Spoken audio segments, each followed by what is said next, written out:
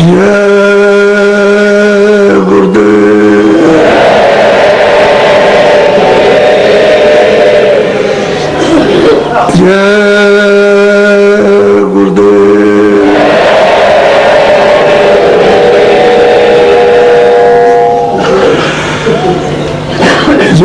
गुरुदेव नाम किसका, जय गुरुदेव नाम किसका।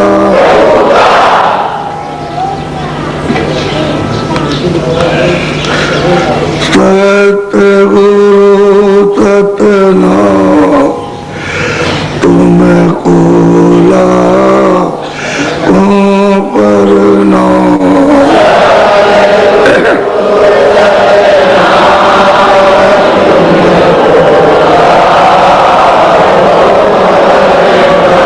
सतगुरु सतनाम तुम्हें कोला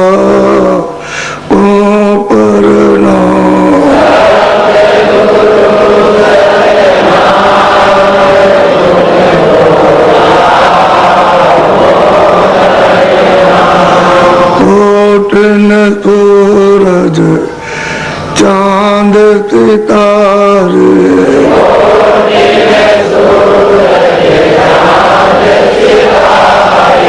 रोम रोम में करे उजारे।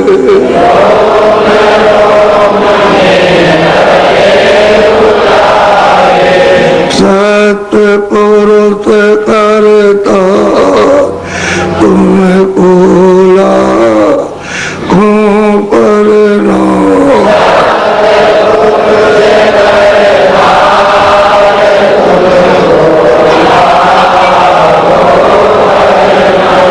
सर्वों सूरज चांद सितारे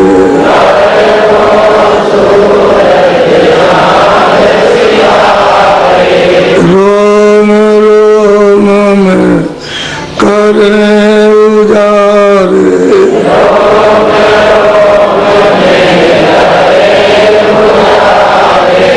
अलग पुरुष करता तुम्हें कोला परनाम।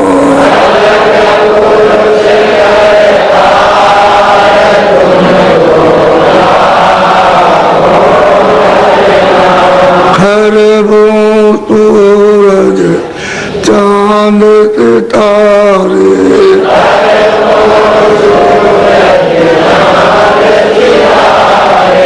रोम रोम में करे उजारे।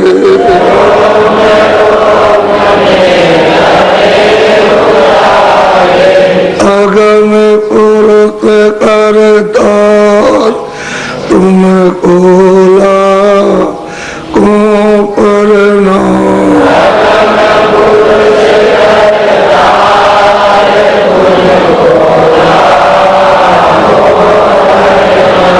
नील नील सती मान उतारे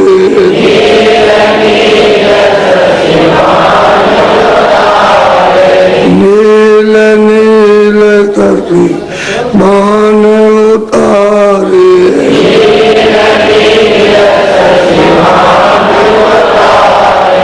रोम रोम में करे उजारे।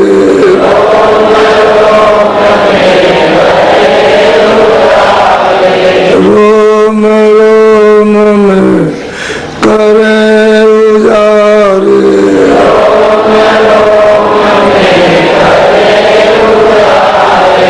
अनामी पुरुष करता तुम्हें कोला परनाम।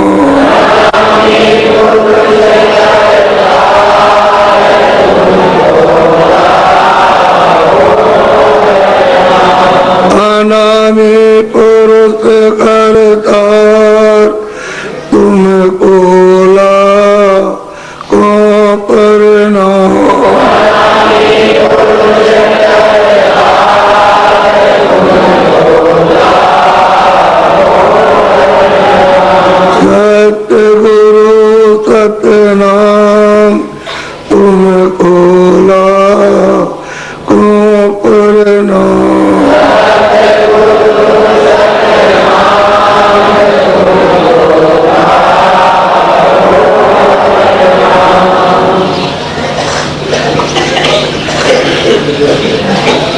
कलयुग महाराज लगे हुए हैं।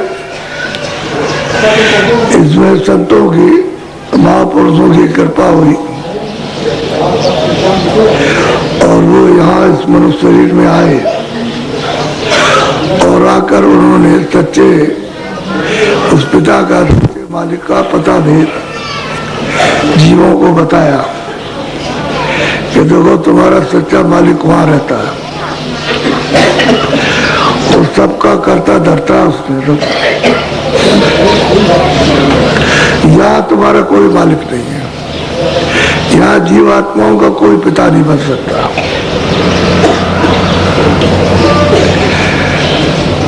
लोग न जानने के कारण कहते हैं भगवान मेरा पिता है। तो जो हमको मांग करके मालिक से, एक पुत्र अलग होकर के मालिक की सेवा की, वो खुश हो गया तो उसको कुछ दे दिया। तो इसके हमारे ये थोड़ी कि जिसको दे दिया वो हमारा पिता हो गया। अरे पिता तो पिता ही है, तो उनका भी पिता है। आपका भी वो बड़ा था तो उसको दे दिया, हम छोटे थे तो हमको उसके अधीन कर दिया, बस इतना आता है।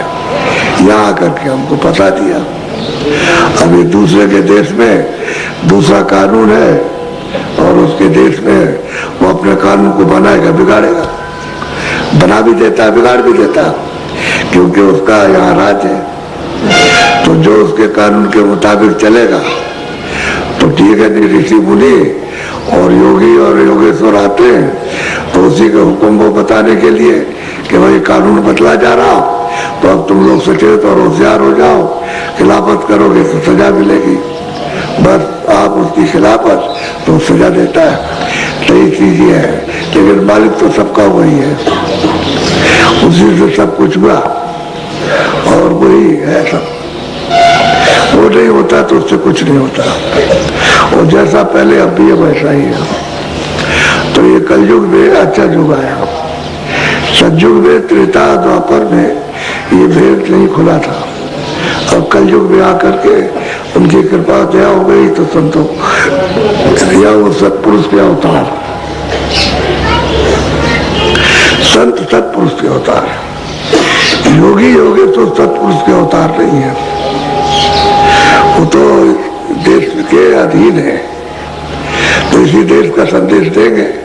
जीवित होने का, छुटकारे का कहीं कुछ नहीं, न लिखा है न लिखेंगे, न वो जानते न किसी को बताएंगे कुछ। इसी देश की सब बात करेंगे। और संतों ने आकर कहा कि देश कुछ नहीं, अपना है ही नहीं, यहाँ तुम फंस गए हो तो तुम इस तरह से निकल सकते हो, निकलने का रास्ता है, और मदद ले लो तो तुम यहाँ से निकल के चले चलो। तो आपको महापुरुषों से, संतों से मदद लेनी चाहिए कि जिस तरह से निकाल के ले चले चल लो यहाँ से, क्योंकि ये तो अपना है नहीं, ये तो काया है काल की, उसने दिया है बस ले लेगा आपसे काया। इसी काया में बैठ करके और अपनी जीवात्मा को घर पहुंचाना, तो उस काया से तो हम काम लेते रहे, वैसे ही चली जाती है इन विकारों में और इंद्रियों के महाजाल में, और सुख ढूंढते रहते हो घाट पर बैठ के, इंद्रियों के घाट पर बैठ के सुख ढूंढते हो। सुख और आनंद यहाँ कहीं मिलता नहीं है। तो आज ये 2002 तो खत्म हो गया और आज 2003 का पहला दिन है, पहला दिन है ये। तो पहले दिन में आपको ये बताया जाता है, उसको ध्यान रखो। चंडी ने अपना काम नहीं छोड़ा, चंडी देश में काम कर रही है। पहले कोई और नाम पुकारे जाते होंगे, अब उसको चंडी कहा जाएगा। ये तो चंडी ने अपना काम छोड़ा नहीं, वो अपना काम दौड़ दौड़ करके सब जगह कर रही है और किसी को पता चलता नहीं है, मालूम किसी को होता नहीं। जब बात निकल जाती है और बात को भूल जाते हो, और जब वो बात आ जाती है तब कहते हो अगर वो बात तो कहा था। तो पहले से याद रखना चाहिए। तो आज पहला दिन है, इसमें संतोष ज्यादा अधिक मात्रा में संतोष धारण करना चाहिए कि हम जो भी कर्म करेंगे ईमानदारी मेहनत के साथ मालिक हमको उसका फल देगा। इन्हें काल के देश का भी मालिक है, तो हमको यहाँ के देश का फल देगा। यदि यहाँ के देश का हमको मजदूरी देगा, बरकत देगा, तो आप ईमानदारी मेहनत से काम करो, आपको मजदूरी यानी बरकत मिलेगी। आपको तो मजदूरी तो मिली जाएगी, साथ ही बरकत। तो बरकत जो मिलेगी वही उसके देश की कृपा है, दया है कि वो अपनी बरकत हमारी मजदूरी के साथ, मेहनत के साथ मजदूरी दे और बरकत को जोड़ दे। तो बरकत होती है खुशी, प्रसन्नता होती है, वो देते हमको, तो हमारा ये सब गुजारा होने लगे। तो अब ये समझ लो, तो थोड़ा संतोष करना चाहिए कि हम मेहनत करते हैं और मेहनत का फल हमको मालिक देगा। ये आपको संतोष होना चाहिए। अब करते रहोगे, हाविस करते रहोगे और क्या वो ले लो जल्दी से, जैसे भी हो वैसे, तो तुम्हारा नुकसान हो जाएगा। और नुकसान हो गया, जितना जितना तुम दौड़े हविस में उतना ही नुकसान हो गया। संतोष करते तो अपनी जगह पे चीज समझ भी आती और मेहनत मशक्कत करके और उसकी मजदूरी और बरकत भी ले लेते, तो बरकत से क्या ये पहले साल में ये पहले दिन पे धारण करना चाहिए कि मुझे मतलब ये सब्र करना, समझे, संतोष। क्या मेहनत कर रहे हैं, मेहनत से तो नहीं पीछे हट रहे, सारे जो मेहनत करते। अब वो जो मतलब दौड़ा कर रहा वो देखेगा कि कौन मेहनत करता कौन नहीं करता, वो तो देख रहा। उसकी आंख भी है और उसके मतलब ये कान भी है, तो समझता भी है, करता भी, कर भी रहा। और हुक्म वो वहां से ले आता, हुक्म दे आता, अरे वहां से जो ले आएगा उसको पहुंचा देगा, वो बताएगा ये है, ये ऐसा है। वो चंडी है, चंडी एक देवता है, वो इन आंखों से दिखाई नहीं देता। भूत तो दिखाई दे जाएगा लेकिन वो देवता दिखाई नहीं देगा। वो जब सूक्ष्म आप खुलेगी तभी देख सकते हो, वैसे नहीं देख सकते, तो तब है थोड़ा कर रहे। इसलिए उतना काम करो जितना कोई भी काम करता है दुकानदारी में, कि ठीक है मेहनत कर रहे हैं, मजदूरी मिल जाएगी। ये संतोष होना चाहिए कि जो देने वाला है हमारे कर्मों का वो हमको दे देगा। तो ये तब तुम्हारा भजन भी बनने लगेगा और तुम चाहोगे कि हमारा भजन बन जाए और हम मतलब ये है कि कुछ भी मेहनत मशक्कत न करें और ऐसे ही किसी का ले लें, तो भजन भी बन जाएगा। असली काम है संतोष और सब्र के साथ में भजन बनना। तो सब्र और संतोष रहेगा तो भजन बनेगा। भजन ही असली चीज है, वही आपके काम आएगी। बाकी तो ये सामान कुछ काम नहीं आएगा। अरे मेहनत की मजदूरी शरीर के लिए, समझ गया, उसकी बरकत शरीर के लिए है, उसकी बरकत जीवात्मा के लिए नहीं है कि सूरज के लिए उसकी बरकत हो ना। उसकी मजदूरी, सूरज का तो कोई कर्म है ही नहीं। सूरज जब अपना कर्म करेगी तो उसको वो अलग मजदूरी मिलेगी और उसकी जो बरकत होगी वो मतलब है कि दिव्य बरकत होगी, अलौकिक अमूलक होगी। तो इसलिए ये शरीर का सब काम, शरीर के लिए शरीर का काम, तो भजन बन जाए। अब एक काम को करते हुए ये तो नहीं कहा कि कामों को बंद कर लो, कर्मों को, तो कर्म भी कर लो और मतलब ये भजन भी कर लो, तो संतोष रहेगा तो सब साधन बच जाएंगे। और संतोष चला गया तो मतलब फिर सब बिगड़ जाएगा। तो हमको ये चीज पकड़नी चाहिए कि आज हमको ये बताया गया तो फिर, और सब मुल्कों में समझ गए, ये नहीं सब चीज की, ये जो सब जानते हैं पहले लोग इशारा करते थे, चांदी का रुपया बजाया करते थे, ऐसे करते थे, उसको ऐसे करते थे, तब लेते थे दुकानदार ऐसा रोजाने की है कि कुछ गड़बड़ है तो टन टन बोलता था, तो ये तब देता वो घूम रही, तो इसको मतलब है कि खत्म कर देगी। ये पता नहीं चलेगा किधर चला गया, किधर चला गया, क्या हो गया, ये बात है। तो अब ये तो सोचने की चीज है, ये तो सबके लिए है ना, दफ्तर वालों के लिए, खेती वालों के लिए, दुकानदारों के लिए, मजदूरों के लिए, सबके लिए। ये तो सबके याद कराने की सबकी चीज है, किसी एक की तो है नहीं कि भाई किसी का मुसलमान की हो तो हिंदू की हो तो मुल्ला की हो तो पंडित की हो तो छत्री को हो तो ब्राह्मण की हो तो हर सबके एक बार मेहनत मशक्कत जो भी करते हो तो करो और फिर उसकी मतलब है कि बरकत, तो मजदूरी मिल जाए, बरकत भी मिल जाए। बरकत पूरा करती है, जो कमी रहती है उसको पूरा कर देती है। तो आप खुश हो जाते हो कि नहीं हम तब तो क्यों ऐसा हुआ कि संतोष आ गया, सब्र आ गया कि मालिक ने जो दिया बहुत दिया और जो देगा वो बहुत देगा और हमारे फायदे के लिए देगा। तो और जो कुछ भी होगा उसमें हमारा ही भला होगा, ऐसा समझना चाहिए। और नहीं समझते और बस फिर गड़बड़ हो जाता है। तो ऐसा है, तो इसलिए थोड़ा संतोष रखना चाहिए, क्योंकि ज्यादा लालच करना उसमें फंस जाना, और लालच बुरी बला, अपना भी चला जाए दूसरे कुछ मिला नहीं, तो अपने हाथ से भी निकल गया और मिला भी नहीं कुछ। तो हम तो सोचते थे कि भाई कुछ मिल जाएगा और कुछ मिल जाएगा, तो खत्म हो गया, यही हो गया सब। इसलिए आप पहले साल के दिन को याद रखो, आपको ये है, और इसी संतोष से बेल, जिसको अमर बेल कहते, फैलती है। अमर बेल फिर इसी से जीवात्मा जाग जाएगी और इसी से अमर नाम को पाकर के अमर पद में पहुंच जाएगी। लेकिन ये छोड़ दोगे तब तो मुख मोड़ लिया आपने, अपने घर जाने का जाओ नहीं, जाओगे नहीं, क्योंकि उधर जाने की इच्छा ही नहीं, आपकी ही रहने की इच्छा।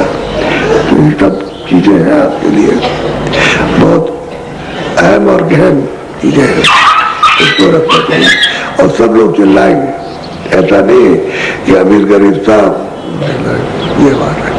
और कहाँ सिमट के जाएगा तो उसको मालूम है, हमको भी बताना, सिमटेगा कहाँ तो हमको बताने की जरूरत क्या है। कि ज्यादा मतलब है कि वो बकरेबाजी करे, सीधा सीधा साहब, सेठ भी, साहूकार भी, ये भी, वो भी, राज भी, गैर भी, देश भी, विदेश में सब चिल्लाएंगे, सब चिल्लाने लगे। अभी तो उतना नहीं चिल्लाए, वो दबा के रखते हैं, फिर खुल्ला खुल्ला चिल्लाएंगे और जनता के वहां से चिल्लाएंगे, साहब बोलेगा। तो इसलिए चड्डी से बचने का सबसे अच्छा ये है वो हमारे ऊपर प्रसन्न रहे। तो हम जब मेहनत करेंगे, ईमानदारी और मेहनत करेंगे, तो मतलब ये है कि मजदूरी मिलेगी और खुश भी रहेंगे। तो बस ये है कि बीज तो नाश होता नहीं है, कि भाई मतलब ये है कि सब खराब हो गया, और कोई ना कोई तो बीज जमेगा, तो कुछ को ना कुछ तो उसके अच्छे लोग रहेंगे ही, तो उनके ऊपर खुश हो जाएंगे, प्रसन्न हो जाएंगे। तो क्या बाकी सब लोग चिल्लाते रहना। तो धीरज मत तोड़ो, सब्र और विश्वास मत खत्म करो, या कि मेहनत भी गई और मजदूरी भी गई, दोनों चले गए, ऐसा नहीं। कर्म करने का शरीर मिला है, उसे कर्म करो, इससे फिर भजन बनेगा।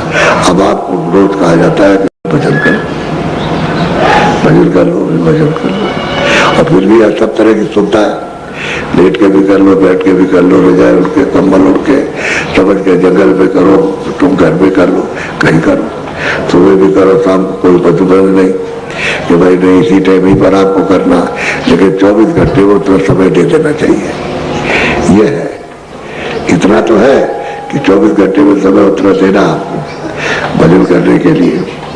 बाकी करो कभी नहीं, जब तुमको मौका मिल जाए, तो इसमें भी कोई बाधा नहीं किसी तरह की। इसलिए है जब इतना सुलभ है और सीधा और असली, घाट पर बैठ करके मेहनत करो, वो सूरत की मेहनत है, उसका आदर से फल मिलेगा।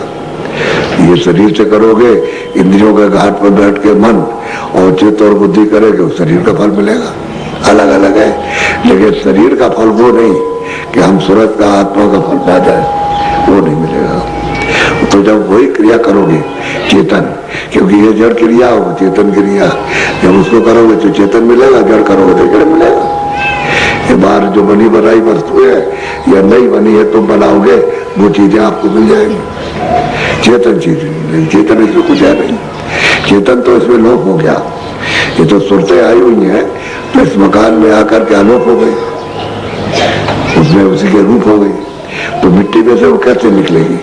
तो संत महात्मा इसको बरामद करते हैं, वो कर लेते हैं बरामद। तो जब कर लेते हैं तो आपको घाट बता देंगे, दरवाजा बताएंगे और कहेंगे ऐसे मुड़ चलो, तो बरामद हो जाएगी, निकल जाएगी वहां से। तब उसका शोधन होगा। जैसे सोचते हैं सोना चांदी को सोधा जाता है तो सोना असली निकलता है, ऐसे इस तुरंत असली निकल आएगी। तो वो घाट है उसका, माँ भट्टी है, उसमें चढ़ाई जाती है, और भट्टी में जैसे चढ़ाई तब वो शुद्ध होती है तो साफ निकल जाएगी। तो जड़ चेतन की गांठ खुल जाए। जब जड़ चेतन की गांठ खुलेगी तभी वो निकलेगी। और चेतन जड़ में बता रहा तो कभी नहीं निकल सकता कि कितने दुख भी क्या, चाहे कितने संयुक्त रहता तो आप चले जा। तो इसलिए उसका कार्यक्रम बंद नहीं हुआ, हमने कहना बंद किया और उसको कोई बोल भी नहीं सकता।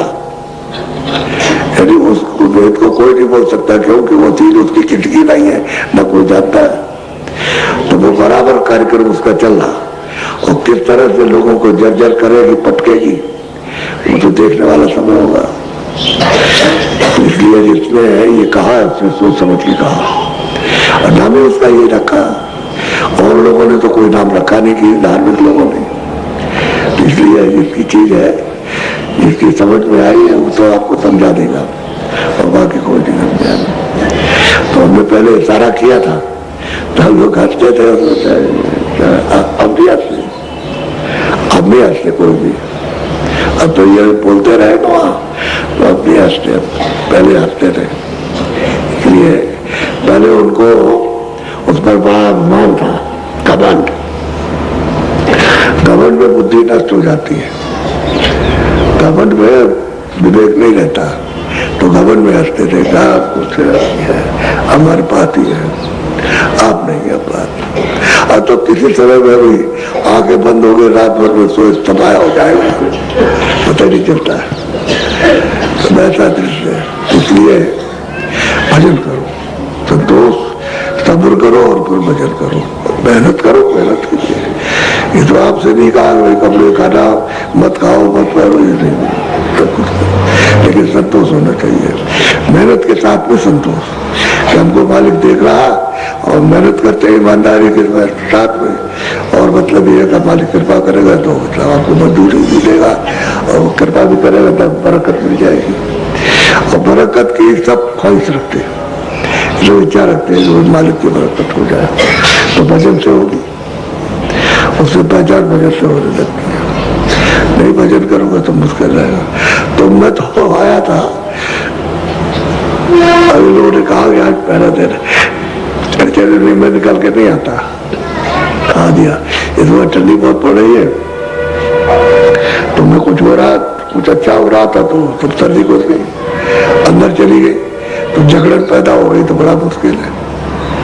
तो खैर चलाया, दर्शन हुए सबके। अभी आपको सत्संग पूरा सुनाया था, और ऐसा सुना कि मतलब कभी भी जीवन में सुना उन्होंने, तो सब सुनाया जा। सत्संग तो शुरू हुआ है, अब शुरू हुआ, सुनने वाले आए तो शुरू किया, जब सुनने वाले नहीं थे तो क्या करते? इनके सामने जब इनकी कोई समझे भी ना आया तो क्या कहें, सामने कुछ नहीं। अब धीरे धीरे धीरे धीरे तो ये मालिक ने ये काल देश अलग बना दिए, उनके अलग, उनके कर्ता धर्ता सब अलग कर दिए, अलग निकाल दिए।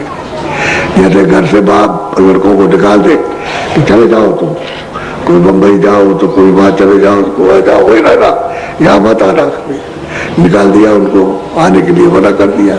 ऐसे उनको अपने देश से निकाल दिया, जाओ तुम, वहां देश दे दिया और वहां जाकर तो रहने लगे बस। फिर उन्होंने घनघोर मतलब यह कि सेवा की, मालिक की सेवा की खुश हो गया, तो हम लोगों को उसने खुशी में आकर के दे दिया, जाओ तुमको देते हैं वहां, इन पर राज करना, तो राज करने लगे आकर के। ये बात है सब, उनका कानून कायदा सबका अलग है, यहाँ का अलग है, स्वर्ग का अलग है, और ईश्वर के लोग का अलग है, ब्रह्म के लोग का अलग, पार ब्रह्म का अलग, सबका अलग अलग। लेकिन सतलोक में कोई कर्म नहीं, कोई नियम नहीं, वहाँ स्वतंत्र अखंड है। और मतलब यह है कि कभी नाश होने वाली अमर है, वहाँ तो कुछ नहीं, बाकी सब जगह बंधन है। इसलिए ये भेद मालिक का है।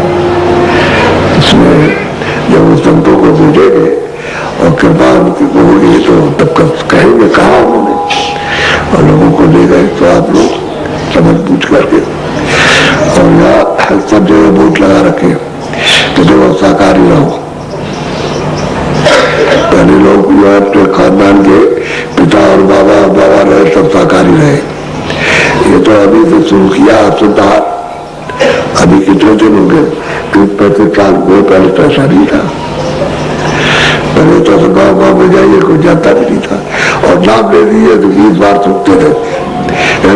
चीज का नाम ले लिया, समझ गए, नाम लेना पसंद, सुनना पसंद नहीं करते थे। आप देखिए तो सुधार करो, इसलिए तो बुद्धि और कर्म आपके सब नष्ट हो गए। कोई शारीरिक कोई कर्म ही नहीं रह गया, इसलिए शरीर भी गंदा हो गया आपका, इंद्रिया चलामान हो गया, मन गंदा हो गया, बुद्धि गंदी, तो समझ में क्या आएगा? कुछ नहीं आ सकता। तो दशा ये हो गई इससे घर में सब लोग पीड़े, पड़ोसी पीड़े थे, जात पात के पीड़े सब। लेकिन ये है कि आप सुनने लगे, लोग आप ये सब चीजें सुनने लगे कि हाँ भाई बात तो बिल्कुल ठीक है, हमने गलती की है, बात है। तो धीरे धीरे धीरे धीरे धीरे धीरे सब हो जाएगा। अच्छा